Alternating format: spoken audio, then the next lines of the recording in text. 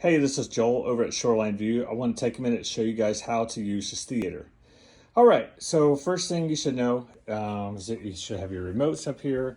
They're labeled. This is the receiver remote, projector remote. I'm going to go ahead and pick up the projector, hit the blue button, and then it'll go ahead and start to warm up.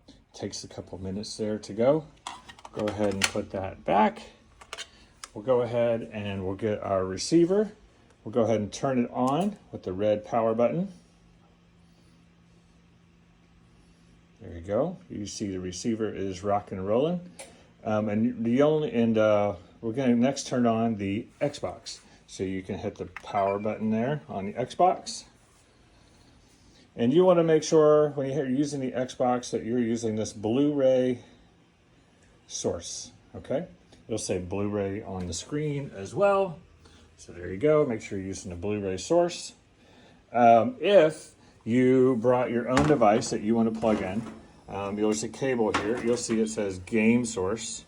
Okay, so if you wanted to use your own device, you would hit the game button. Okay, but Blu-ray is the Xbox. So now you'll see the screen has come up.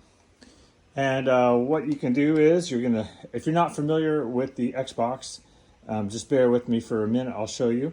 So you've got your Xbox controller. We have YouTube TV kind of logged in for everybody, so we're going to go ahead and start that up. And that'll fire up YouTube TV, so you can watch your movies that way, or your TV shows anyway. So there you go, logged right in. So that's basically how to use it. And to turn it off, you can just go back and you're going to hold the button down.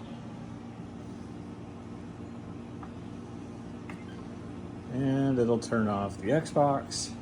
And then you're going to turn off the receiver. Put this back here. And then we're going to turn off the projector. And then you'll see the screen says, hey, do you want to power off? You have to push the power button twice. We also have a bunch of movies here for you.